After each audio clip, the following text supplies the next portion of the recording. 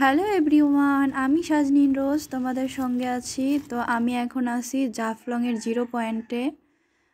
তো দেখা যাক, আমাদের উদ্দেশ্য হচ্ছে গিয়ে জাফলংয়ের মায়াবী ঝর্ণা। তো এখান থেকে আমাদের নিচে নেমে তারপরে নৌকা দিয়ে তারপরে মায়াবী ঝর্ণাতে যেতে হবে। তো এখন আমরা কিছুক্ষণ এখানে ঘোরাঘুরি করব, তারপরে হচ্ছে গিয়ে আমরা যাব জাফলং মায়াবী ঝর্ণাতে। সো তোমরা আমাদের সঙ্গেই থাকো এবং দেখতে থাকো। তো আমরা এখানে জাফলংয়ের জিরো পয়েন্টে এসে নামার পরে বাস থেকে এত পরিমাণে বৃষ্টি নামছিল, তো আমাদের 1 ঘন্টা অবধি ওখানে ওয়েট করতে হয়েছে। বিভিন্ন দোকানে ঘোরাঘুরি করছি। তো অবশেষে তাও একটু হালকা হালকা বৃষ্টি পড়তেছে, অবশেষে একটু ঘুরতে বেরোইছি। তো দেখা যাক কতক্ষণ বৃষ্টি ছাড়া ভালো থাকি আর কি। তবে বৃষ্টি ছিল বিধায় আর একটু বেশি ভালো লাগতেছিল, হয়তো এত সুন্দর পরিবেশের সাথে বৃষ্টি থাকাতে আরও বেশি ভালো লাগতেছিল বিষয়টা। তো আমরা উপরে কিছুক্ষণ ঘুরবো, দেন আমরা এখন যাচ্ছি ঘাটে, যেখান থেকে আমরা হচ্ছে গিয়ে নৌকাতে উঠবো।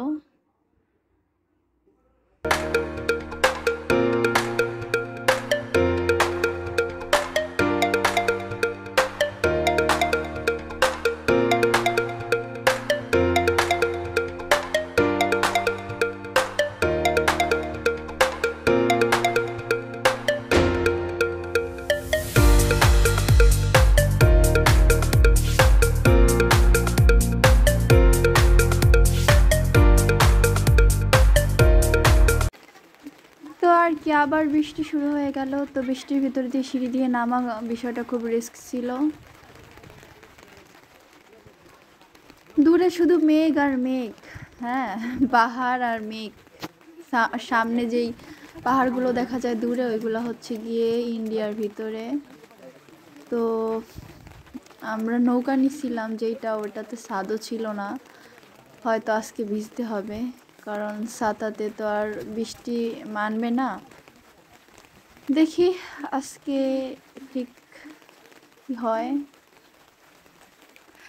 আজকে এতটাই বৃষ্টি ছিল যে এইখানে যে দেখো নীল কাপড় দিয়ে বাঁধা, এটা হচ্ছে গিয়ে দোকান ছিল এইগুলো। হ্যাঁ, তো এইগুলো আজকে বৃষ্টির কারণে আর কি খোলা হয় নাই। হ্যাঁ, তো আমরা আজকে এমন একটা দিনে আসছে যে দোকানপাটগুলো একদম বেশিরভাগ দোকানপাটগুলোই বন্ধ ছিল।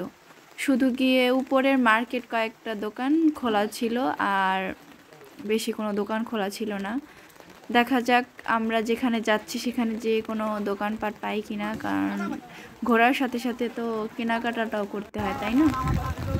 এটা সবারই একটা শখ থাকে।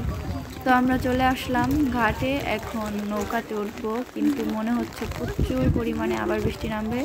অলরেডি বৃষ্টি গুড়ি গুড়ি শুরু হয়ে গেছে।